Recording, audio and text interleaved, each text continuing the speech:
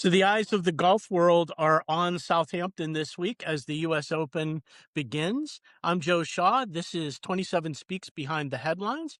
It's our weekly podcast where we take a closer look at what's going on in the week's headlines in the Southampton Press, the East Hampton Press, the Sag Harbor Express, at the website 27east.com, and in Express Magazine. I'm Joe Shaw. I am the consulting editor at the Express News Group, and I'm joined by staff writers Cailin Riley, Michael Wright, Jack Motz, and Dan Stark. And we are going to start with Cailin and Mike, who have both been at Shinnecock Hills pretty much all the time this week, right? So far for the practice rounds, we're recording on Thursday, which is the start of the tournament itself. But you guys have already spent a few days at the U.S. Open site. It's been fun, hasn't it? You guys seem to like you've really been enjoying yourselves up there. I mean, clearly I'm not there right now, but I'm heading out there later. It's been a blast. I mean, it's one of my favorite events to cover. I know Mike feels the same way, and he's out on the course right now. So, depending on the wind and where he's at, we might get a different sort of sound aesthetic from him today on the podcast, but it's been incredible. It's super fun. Mike and I covered the Open in 2018 and in 2004. Joe with your wife Dana, Mhm. our amazing photographer. We have Ron Esposito here, taking another amazing photographer this week, and yeah, we're just trying to bring you all the coverage we can. So we're going to talk today a little bit about what we've been seeing and writing about and experiencing. Mike, how's it look over there today? It's looking good. The wind is howling. Tommy Fleetwood's huge pants are flapping in the wind right now. On the 10th, he just made or actually just missed a birdie putt. So did Rory. Rory just missed a really long birdie putt. It's great. This is they talk so much about Shinnecock the last couple of opens. They had so many problems with the greens mostly because the wind never blew hard enough to challenge the golfers, so they kept making the greens faster and faster and faster. Now they're making the greens slower and slower because the wind is howling out here. I don't know if you can So see that's the the flags. conditions. The conditions are always part of the story with the Open at Shinnecock Hills, right? So this year's going to Yeah. be, at least in the early part of the tournament, about the wind today. Yeah, today's going to be brutal. In fact, they were talking last night about the winds being so high that they might have to stop play this afternoon because the ball will not sit still on the green, which is something they've had to do at the British Open before. They've had to stop because the wind's just too hard. But they're trying to make the greens very slow. And we already had a stoppage this morning because of the fog. It was super thick fog up here. So yeah, Mother Nature is having her way with everything today. And here's Rory McIlroy making his short putt, no problem. Um, so yeah, it's great. The crowd's packed today. The first couple of days, it was the practice rounds. Traditionally are not very busy, but it kind of gets a little busier and a little busier. And then today was really big. I was down at the train bridge when the first train came in, and the horde came came pouring out and over the bridge, and actually the South Fork Commuter Connection train got stuck behind it and had to wait. Those poor people going to work, watching everybody pouring over the bridge to go into the tournament. But it's very comfortable up here. I'll say that. It's cold is better than hot if you're a spectator.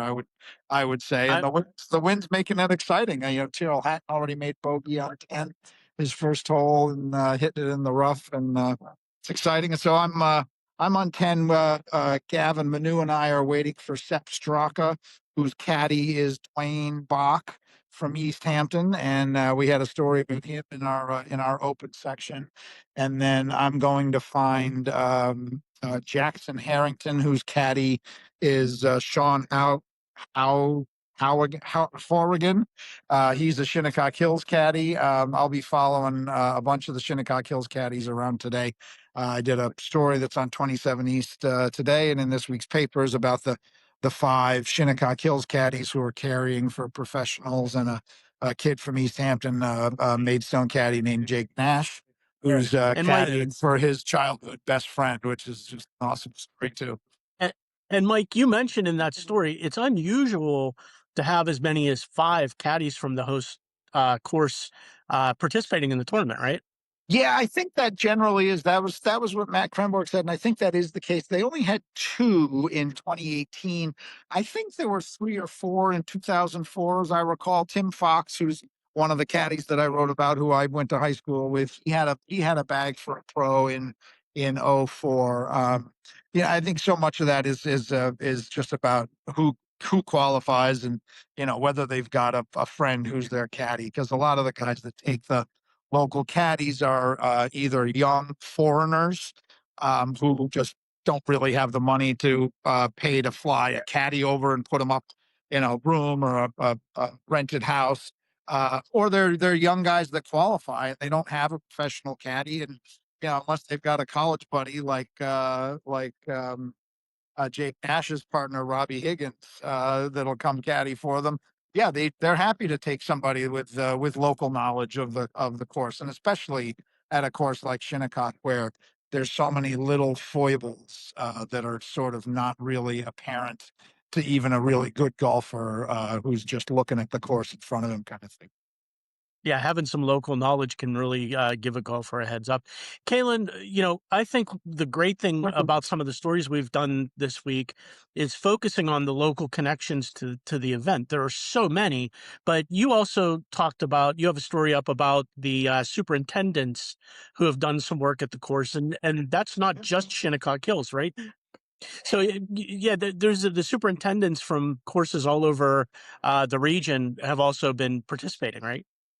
Yeah, so this was a great story, and shout out to the big boss here, John Jennings, the course superintendent at Shinnecock. He helped put this story together for me. Yeah, I mean, listen, this area is known as a mecca of golf. Who I You just saw have, going into the merchandise tent with the normal people. boy, I hope he That gets a was so discount. great. That was so great. He wasn't even cutting the line. He's great. He's just a really great and engaging guy. But yeah, so you have courses like National Golf Links, Sabonic, and Southampton literally adjacent to Shinnecock. And then you have other great courses like Atlantic in Bridgehampton, Noyac Golf Club in Sag Harbor, The Bridge in Bridgehampton.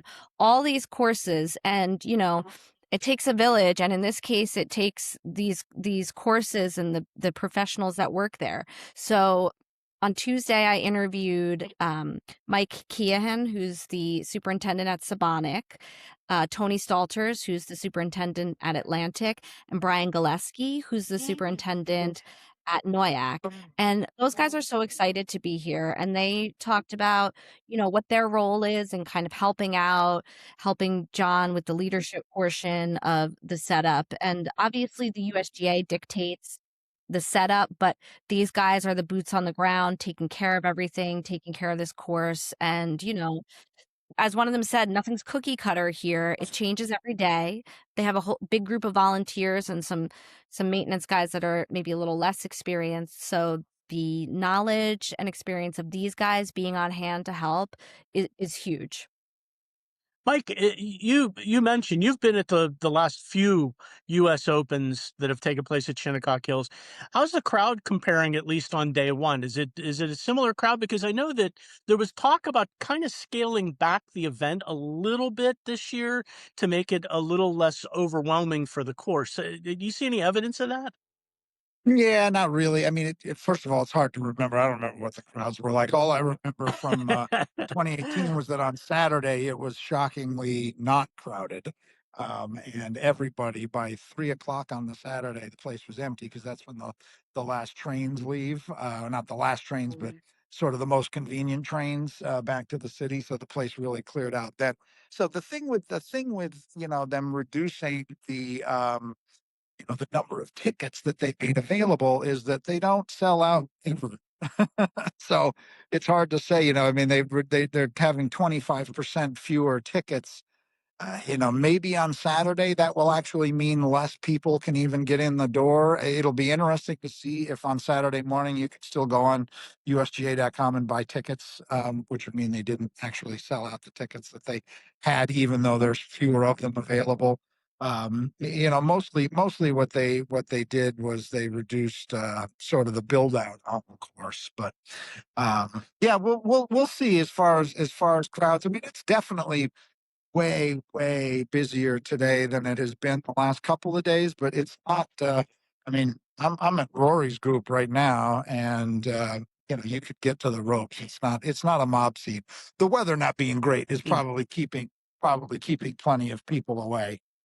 So we'll see. And Saturday really is, it really is one of those things where the days make a big difference because, this is a day for people that have to take the day off from work to come, whereas on Saturday and Sunday, it's easier for a lot of people. And it'll Sure, be it'll be absolutely. busy, those it'll be really busy Saturday morning and Sunday morning, but both of those days people tend to clear out fairly early in the day.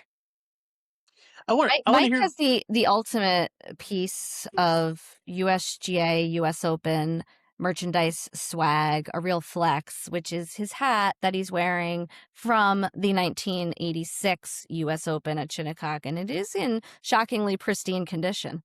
Yeah, it's pretty Nice. much only been worn 5 times in 40 years. And Kudos we to can you for we can we can keeping it thank nice. my mother. We can thank my mother, the hoarder, for it having survived in the attic of our Oh, house in Southampton. I I love think that. breaking it out for today was a good choice, Mike. I, Yeah. I I want to have real quickly. 2 actually. I have another one also that my dad obviously wore a lot because it's much more beat up.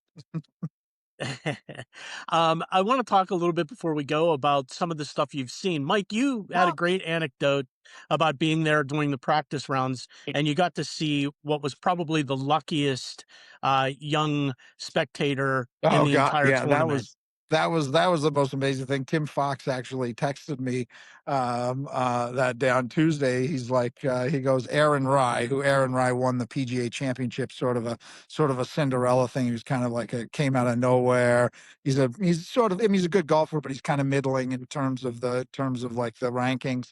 And he won the PGA championship. So on Tuesday, he made a hole in one, and I just happened to be standing there when this happened, and there were only about, I'm going to say, 15 people in the grandstands that saw it, which, so that was obviously a really special thing. And one of them was this little kid, Matthew Metzger, and his dad, Dan.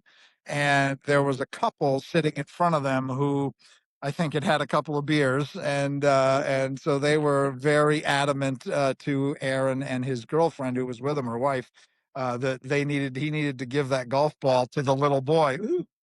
Rory must have just made a birdie on 11 with that chair, or somebody did anyway. I'm guessing Rory. So anyway, as Aaron Ryan was walking off the green, he fired the golf ball over the green to the kid. Now the kid was up in the stands. The ball actually came bouncing across and hit my feet. I did a little kick save of it and picked it up and gave it to the kid. And he had put his initials AR on it. So yeah, that kid had a day. He was super duper excited, and he was one of those kids that had like the flag with all the autographs and all that. And I think he sort That's of forgot very, about that after that. It was pretty. very cool. Kaylin, you have any memories so far from the practice rounds?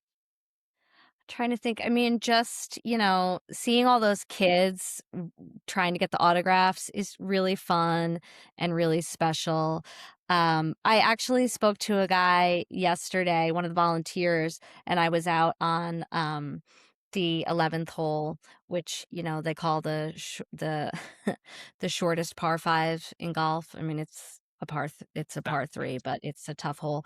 But anyway, he was, I was kind of asking him about volunteering and like, is it better if you love golf? Like, is volunteering a little tough sometimes because you have to kind of pay attention to what's going on and you're working? And he was like, "Oh no, volunteering's way better. You get a much better parking spot and you get a free shirt." So that was There you Yeah. his go. comment. It's a No, the great. guys It's that do such it, a they great. they love it. Yeah, yeah. It's such a great week, and I've been They really love it. jealous of you guys being out there every day. But you're doing amazing stuff, reporting and doing the social media updates for folks who are out there. You should be following us on 27 East at Instagram. Those guys are posting constantly this week. Keep up the good work, guys, and enjoy yourselves out there. It's going to be fun. One more little plug, especially for social media. I will be getting up in the full darkness tomorrow morning. Are we even calling it the morning? But to head out to the course and do a ride along basically with the maintenance team as they prep the course, so I'll be doing a lot of posting, and I'm gonna do a story about that. But that'll be my early morning. So I got to be in bed at like 7 p.m. tonight. It's been great fun following you guys out there. So keep it up, guys. Appreciate it.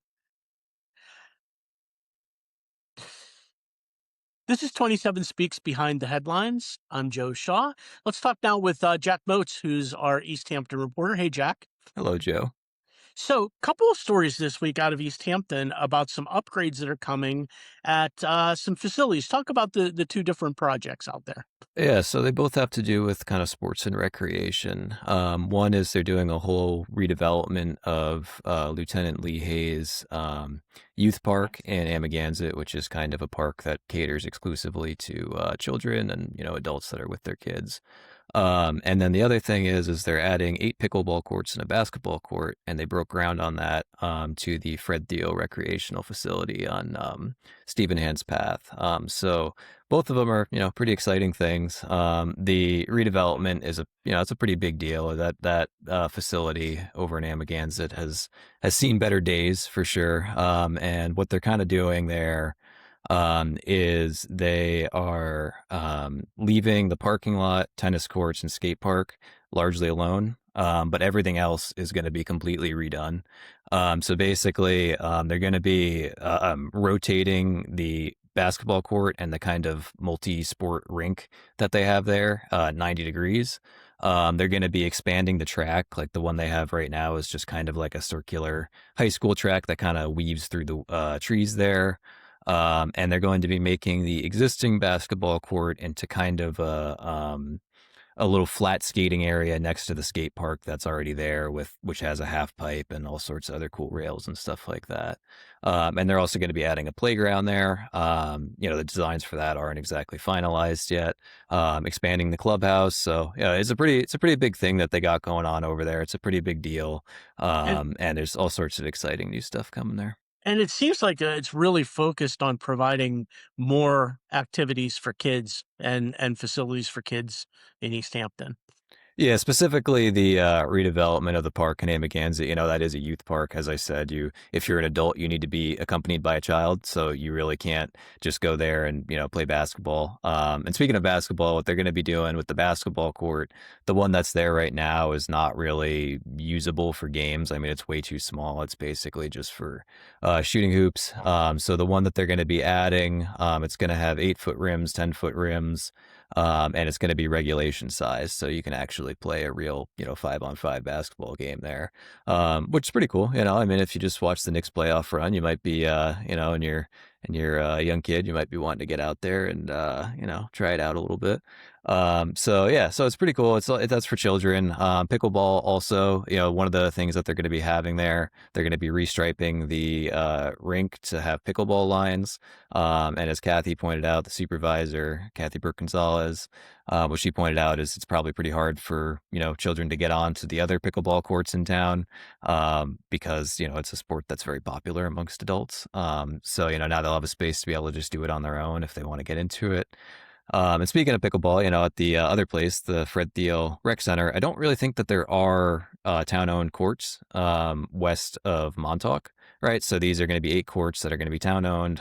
People will be able to come and play, learn pickleball or play pickleball. I was kind of struck by the town officials talking about the youth pickleball courts. I have to be honest with you. I knew pickleball was huge with adults. I didn't really think about the fact that if kids want to play, they probably really struggle to get on the courts because of how popular it is with adults. So it's kind of cool to set aside special courts just for young people to play.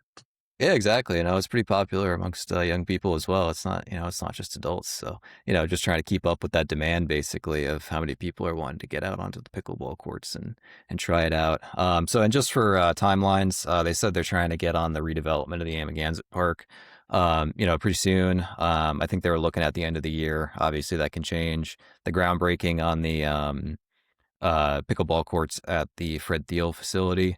That's going to be as of last week when they were there breaking ground, they said that official construction would start in about 2 weeks, and it would take about 2 months. So kind of looking at the end of the summer, to be able to play pickleball over in Wainscott. So all pretty exciting. Terrific stuff. Good thing to keep an eye on, and we'll have some facilities available maybe as soon as later this summer. Thanks for the reporting, Jack. Appreciate it. Thank you, Joe. So for our silver linings piece this week, let's bring in Dan Stark. Hey, Dan. Hi, Joe. So I want to talk a little bit about the story you did about the Juneteenth celebration that was held in Southampton Village. It was actually sponsored by the Southampton African American Museum. They held it on Saturday ahead of the holiday. I thought it was a really cool ceremony. If you can talk sort of in broad strokes about it, but I want to talk about one thing in particular that they featured there. But talk about the whole ceremony and what they did. Sure. So there's a little gathering outside of the Southampton African American Museum to commemorate Juneteenth ahead of the holiday here. And it was a really cool mix of programming here. We started off with a steel drum band who came all the way from Queens. They were fantastic. There was a guy, Andre Keat, who was a storyteller. I'll talk about him more because his, I guess, performance, if you want to call it that, was really the centerpiece of the day. There were some poetry readings too, including an appearance by the Suffolk County Poet Laureate, Chip Williford, who did this poem called Idea of America, along with these two other women, and they were going back and forth trading lines there. And oftentimes when they were doing that, they would each repeat the line, and that made and gave it a lot more emphasis for certain lines here. So really a lot of live music, poetry, performance. But I want to talk about Andre Keat here. Mhm. As like I said, he was kind of the centerpiece of this whole thing. He gave a talk in character as William Billy Lee, who was an enslaved man who was George Washington's personal assistant for a long time here. He lived at Mount Vernon with him, wasn't like out in the field doing work or anything, but more so doing stuff in the house with him. He was actually, I learned this too, he was at Valley Forge with Washington during the war and was often alongside him during these. So Keat, he dresses him and he was talking in first person like he was Lee and kind of like going through the story of his life here. But it wasn't just that he was talking at the crowd, he was interacting and engaging with them too. Like if there was an audience member who would react a certain way and about what he said, then he would kind of play off of that. So I thought it was a really interesting delivery there. And then he had another talk after where he came out of character, essentially. So then he was talking about how he discovered Lee. And the other interesting point there was that he showed some ways that Lee has been depicted in artwork over the years. He pulled up a couple of paintings done by French artists that showed Lee as kind of like almost this childlike figure when really, he was a grown adult here.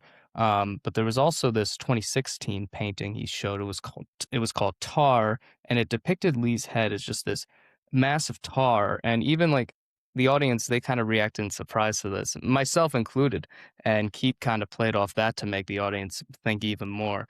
So, I mean, overall, it was a very, very thought-provoking event, a really great fusion of a lot of different mediums there. And yeah, I thought it was just a great event they put on. It's kind of fascinating that his depiction of Lee was really sort of one of it is a commentary about how he's been represented over the years. This representation is sort of meant to counter some of those past representations and give a little more depth and provide a little more humanity to the character. It sounds like. Yes, exactly. I would agree with that. Another interesting point that he had brought up is when he was doing the research from this, because he's not a historian, but there was a lot of things that he had to cross-reference because there was a lot of conflicting facts about Lee. In particular, he had talked about he was trying to find more out about Lee's wife, but there were some different I guess stories of how they met. Some claim that she was on a different plantation. Others claim that she worked with him there.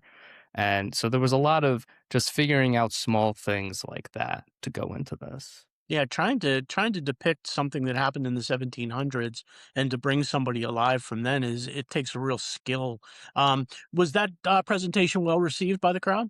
Yes, absolutely. The whole day, every performance there, whether it was Andre, the poets, the music, the crowd really enjoyed it and engaged with it very well. And it was a good crowd? Yeah, I'd say it was a pretty good turnout Good there. sized crowd. That's a Yeah. great event that they hold every year. The African American Museum does such a great job with that. Um, there are some other Juneteenth celebrations planned, I believe, this weekend coming up in the region. So people should keep an eye out for those as well. Dan, thank you very much for your reporting on that as well. Thank you. So thank you to Dan, Cailin Riley, Jack Motz, and Michael Wright for all their reporting on these and so many other stories that you can find at 27east.com. I'm Joe Shaw. Thank you. This has been 27 Speaks Behind the Headlines, and we'll be back next week with another edition. Thanks, guys.